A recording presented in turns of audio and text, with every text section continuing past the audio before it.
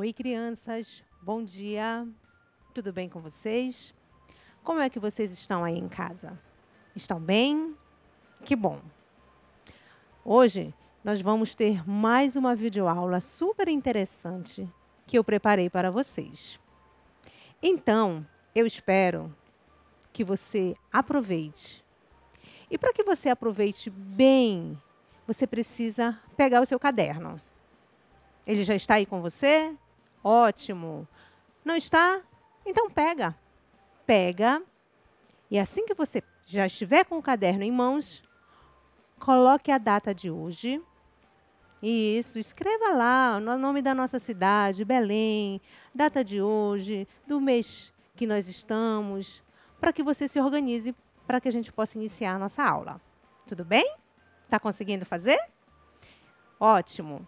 Então, vamos lá, crianças. Hoje, nós vamos trabalhar assuntos super interessantes. Acompanhem comigo. Hoje, nós vamos fazer a leitura do texto A Lenda da Chuva Vespertina de Belém. Nós vamos trabalhar como atividade de rotina o tempo. Nós falaremos sobre o tempo. Nós estudaremos sobre medidas de comprimento, padronizadas e não padronizadas. E para que você aproveite ao máximo este momento, você vai precisar do seu caderno, lápis e borracha, relógio, fita métrica. Se não tiver a fita métrica, pode ser uma régua. Seja muito bem-vindo à nossa aula. Então, crianças, agora, como nós fazemos nas nossas salas de aula, nós vamos fazer a leitura. Uma leitura gostosa para iniciar a aula de uma forma tranquila, mas uma leitura que vem sempre trazer novos conhecimentos. O texto que nós vamos ler agora, ele se chama A Lenda da Chuva Vespertina. Vamos ler? Vem comigo! O texto se chama A Lenda da Chuva Vespertina de Belém. Olha que interessante. Há muito tempo, em Belém do Pará, o sol e a chuva queriam tomar conta da cidade. A noite ficou de fora dessa briga. A chuva se considerava grandiosa e cheia de pavolagem. Brigava com o sol dizendo ser mais útil que ele, pois fertilizava o solo e, principalmente, saciava a sede dos seres vivos. O sol se achava o máximo e brigava com a chuva, pois dizia ser uma fonte inesgotável de vida na terra, responsável pelo crescimento de todo o reino vegetal existente, além de sua função mais nobre, iluminar o dia. Toda vez que a chuva ficava com raiva, fazia cair o maior toró sobre Belém do Pará, inundando o mercado do Ver-o-Peso. As avenidas ficavam debaixo d'água e as pessoas ficavam desabrigadas. O sol, por sua vez, quando irritado, fazia esquentar Belém e ninguém aguentava. A vegetação inteira do Museu Emílio Guild e do Parque Zoobotânico Rodrigues Alves perdia-se. Sendo assim, os belenenses sofriam muito calor com o forte sol. A mãe natureza, vendo o sofrimento dos seres vivos, chamou o sol e a chuva e, furiosa, ordenou-lhes: parem com essa briga egoísta e se entendam. A vida é mais feliz quando há união e harmonia de ideias. O sol e a chuva entreolharam-se e reconheceram o erro. Chuva, vamos fazer as pazes. Já que você faz questão de aparecer durante o dia, eu reino de manhã e à tarde abro um espaço para você. Agora, a paz voltou a reinar em Belém. O sol feliz ilumina a cidade e à tarde abre um espaço para a chuva fazer a sua festa. Esse texto, crianças, ele é de Anderson Medeiros e ele foi adaptado pelos professores Sérgio Renato Pinto e Simone de Jesus Loureiro. E antes de eu explorar algumas coisas dele com vocês, eu quero relembrar com vocês o que é lenda. Você sabe? Está lembrado? Pois é, crianças. Lenda é um texto. É um tipo de texto que vem sendo transmitido ao longo do tempo. Geralmente passado de pai para filho, de mãe para filha, e a história vai se perpetuando. Envolve fatos reais e às vezes imaginários. E no final, fica sempre uma dúvida assim: será que tudo que está contando é verdade? É mentira? Daí você tira as suas próprias conclusões. O que você acha?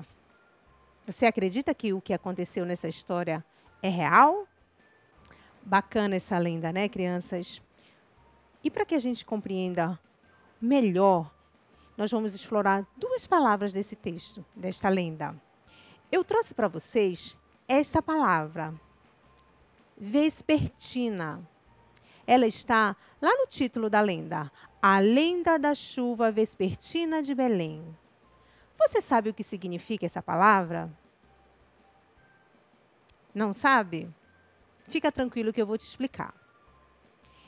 Eu também tinha dúvidas, mas eu fui pesquisar. Eu peguei o dicionário para compreender melhor. E olha só o que vespertino quer dizer. Eu vou explicar assim. O dia se divide em 3 momentos: manhã, tarde e noite. E tudo o que acontece no período da tarde está relacionado com esta palavra, vespertino. Então, quando o texto diz assim, lá no seu título, A Lenda da Chuva Vespertina de Belém, quer dizer que esta lenda está relacionado com o acontecimento do período da tarde. Então, tudo que envolve o período da tarde envolve esta palavra vespertina. Deu para compreender? Ficou mais claro?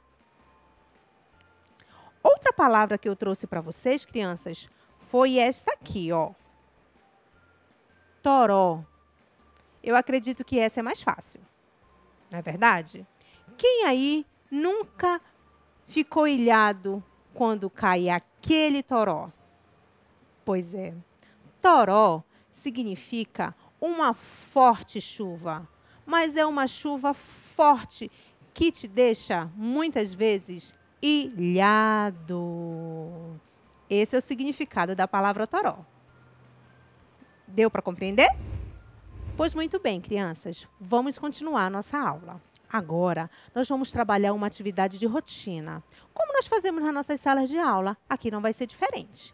Hoje, nós vamos falar sobre o tempo. Você sabe quais os instrumentos nós utilizamos para medir o tempo? Eu trouxe rapidamente alguns exemplos, mas daqui a pouquinho nós vamos acompanhar as imagens para ficar mais claro. Eu trouxe para vocês este relógio de mesa, que nós podemos colocar sobre a mesa e ficar ligado no tempo. Eu trouxe para vocês também este relógio de parede. Geralmente, costumamos colocar lá na cozinha ou lá na sala para não se perder no tempo. Observem que um relógio de ponteiros tem uma combinação de 12 números. Outro exemplo que eu posso dar para vocês, como um instrumento que pode medir o tempo, é isto aqui, crianças. O relógio de pulso, sempre próximo do nosso corpo, para que a gente se oriente no tempo. Também tem uma outra forma de acompanhar o tempo. Sabe qual é? No celular. Muito simples, está na palma da mão, você acompanha ali o tempo que estamos. Agora, nós vamos acompanhar as imagens para entender um pouco mais como foi a evolução desse processo. Vamos lá? Você sabia que existem muitas formas de se medir o tempo? A humanidade desenvolveu várias formas de registrar a passagem do tempo. Vamos conhecer algumas delas? Primeiro, observando a posição do Sol.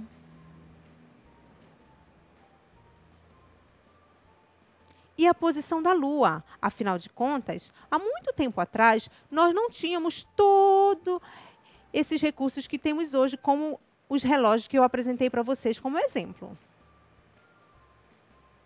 O homem também utilizava algumas técnicas interessantes para medir o tempo. Vejamos algumas delas? O homem utilizava o relógio do sol,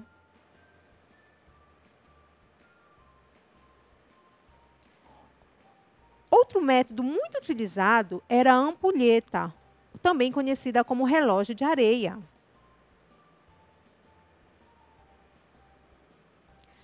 Também foi usado a clepsidra, ou relógio de água, há muito tempo atrás. Ao longo da história, as coisas foram evoluindo e surgiram o relógio de bolso, o relógio de pêndulo, relógio de pulso e o relógio digital.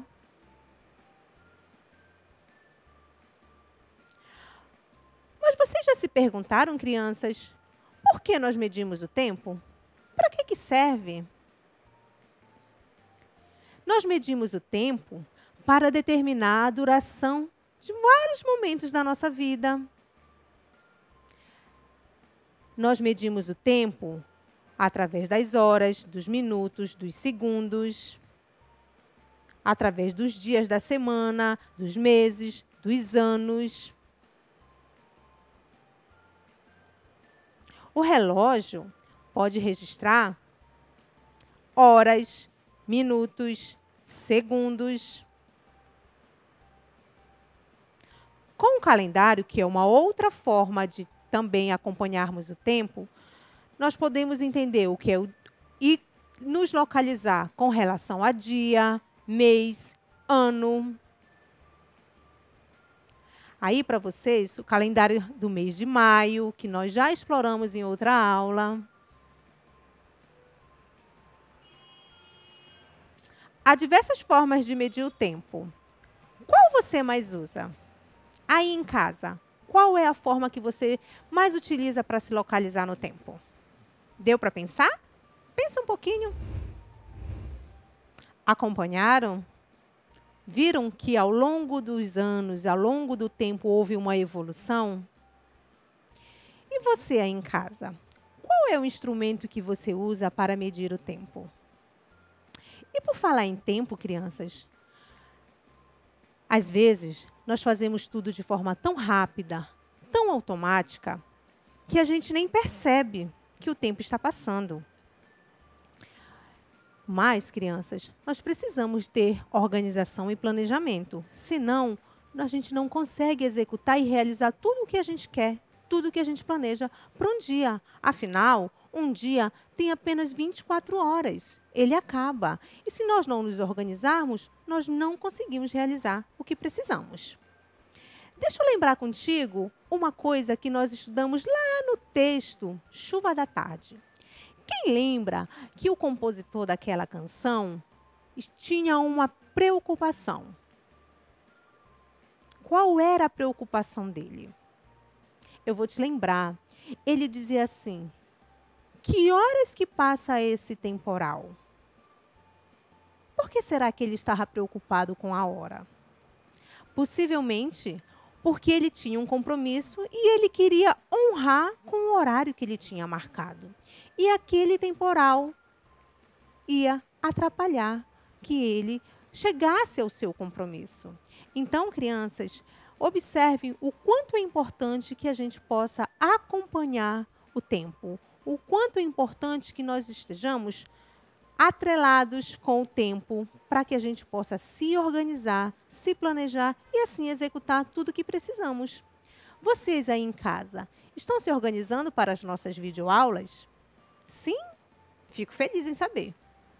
Agora, eu vou te mostrar de uma forma bem dinâmica como a gente pode perceber que o tempo, ele para, crianças? O tempo para? Vocês acham que sim? Ou acham que não? Eu vou te mostrar de uma forma bem interessante. Vamos acompanhar? Eu trouxe para vocês uma atividade interessante para vocês acompanharem. Eu trouxe 6 momentos da vida de uma pessoa. Dessa forma, eu quero que vocês ordenem comigo, me ajudem daí de casa, como é a sequência desse desenvolvimento. Vamos lá? Uma pessoa, crianças, ela começa a sua vida nessa fase idosa? É assim que nós começamos a nossa vida? Acredito que não, né? Mas é assim que nós começamos a nossa vida? É assim. Nós começamos bebezinhos. Vocês já foram assim. Eu vou colocar aqui, acompanhe. Depois, nós crescemos mais um pouco. E aí, vamos chegando lá por volta dos 4, 5 anos. Nesse momento da nossa vida, muitos de vocês já até estão na escola. Muitos já devem estar na escola. O tempo vai passando, nós vamos crescendo. Já chegamos aqui por volta de 7, 8 anos. Idade que vocês estão, mais ou menos aí.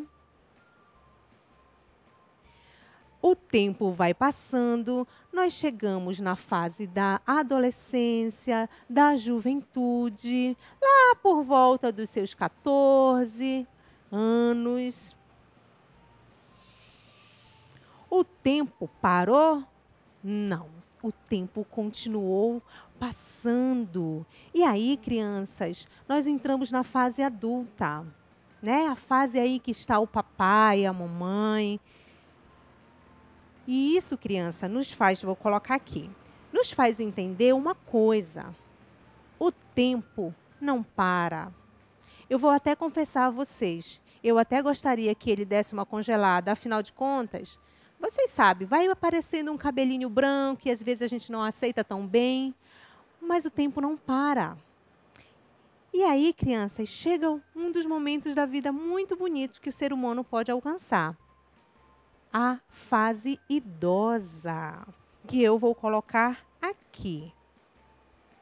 E aí eu quero que vocês observem que nós ordenamos essas fases da vida de uma pessoa e, através dela, nós podemos perceber que o tempo não para. Você está crescendo, você está desenvolvendo e o que passou não vai voltar.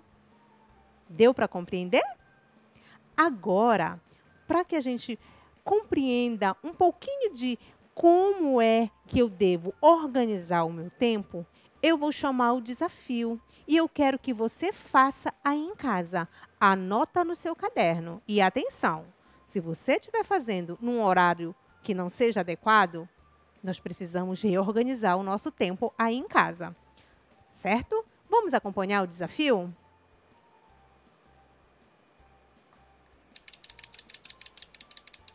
Hora do desafio. Que horas você acorda? Você acorda às 7? Você acorda às 9? Ou você acorda às 12 horas?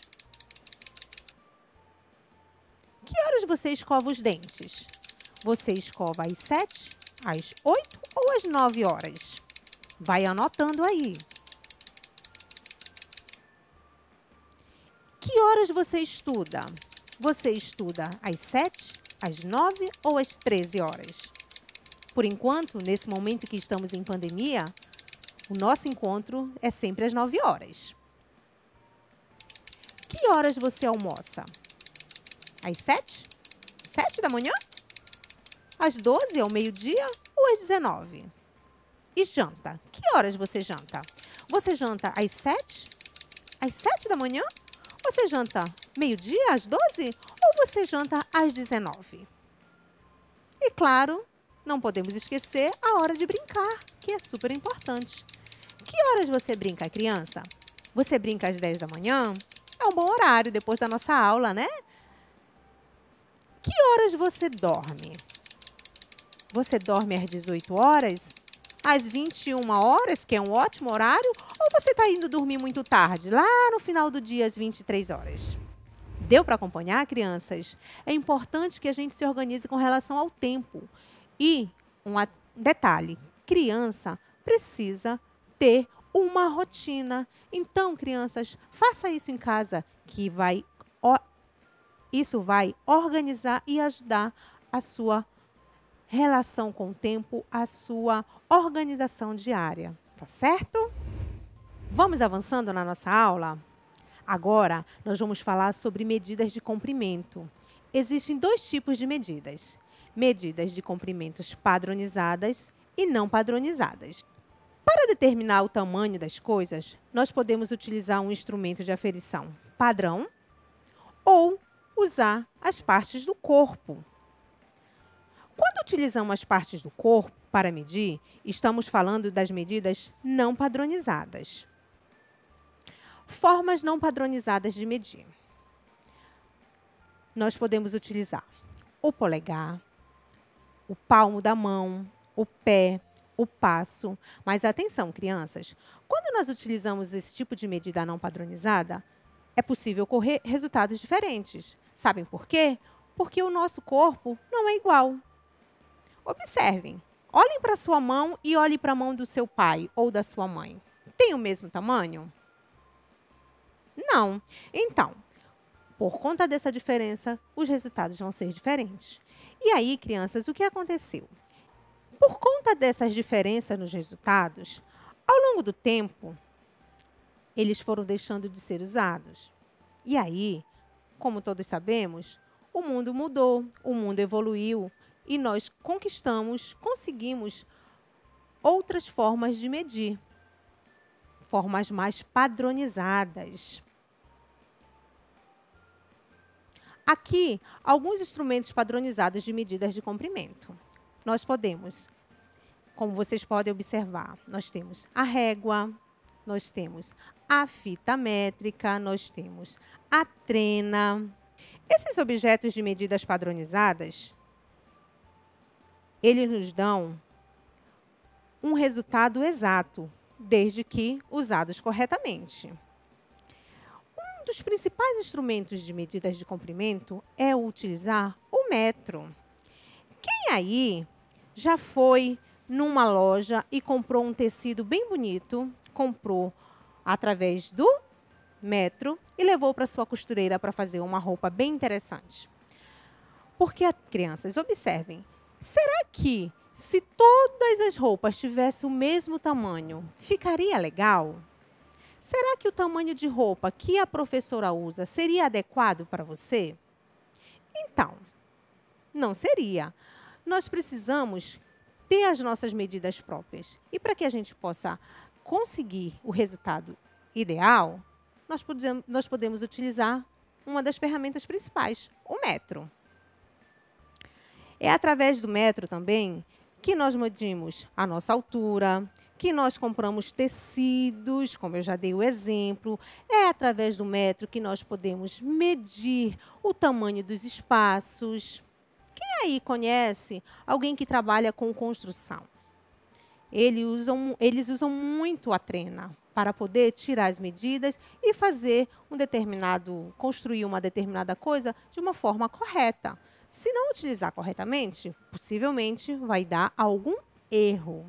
Então, crianças, só para que fique claro, nós temos medidas de comprimento não padronizadas, que são utilizadas as partes do corpo, e medidas de comprimentos padronizadas, que são instrumentos que vão nos dar mais precisão na hora de medir. Compreenderam? Já que você compreendeu, nós vamos fazer um pequeno exercício. Observem. Vocês vão abrir a mão com a mão aberta. Estão com a mão aberta? Medindo em palmos. Vocês vão comparar alguns objetos da sua casa para saber se são, atenção, maiores, iguais ou menores que o tamanho de sua mão. Abra sua mão, faça o seu palmo e me diga, o seu caderno, ele é maior, igual ou menor que o tamanho da sua mão? Agora pegue um copo, uma xícara, qualquer coisa que você tenha em casa. Abra sua mão em forma de palmo, aproxime do objeto e me diga, ele é maior, ele é igual ou ele é menor que o seu palmo? Agora, aí na mesa que você está, abra sua mão e meça. Quantos palmos você vai precisar para saber o tamanho desta mesa? Ou melhor, o seu palmo, ele é maior, ele é igual ou ele é menor que o tamanho da sua mesa?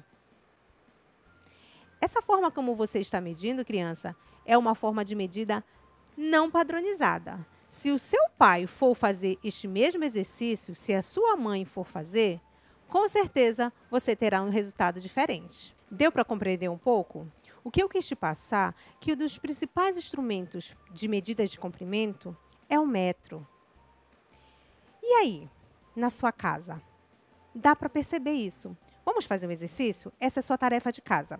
Você vai olhar para a sua porta ou para a sua janela e vai tentar medir. Peça ajuda do seu responsável se for preciso. E aí você vai registrar no seu caderno. A sua porta ou a sua janela, ela é maior que 1 metro? Ela é menor ou ela é igual? Faça esse registro no seu caderno, ok? Se você não tiver 1 metro, você pode usar uma fita métrica. A fita métrica, ela geralmente tem 1,5 metro. Então, se isso estiver na sua casa, utiliza, que também vai servir. Tá ok? Faça e registre no seu caderno. Agora, nós vamos relembrar, nós vamos recapitular o que nós estudamos hoje. Nessa aula, você conheceu uma lenda. Você conheceu as medidas de tempo, conheceu medidas de comprimento, como nós exemplificamos muito com o metro. Aprendeu a representação das medidas de tempo e de comprimento.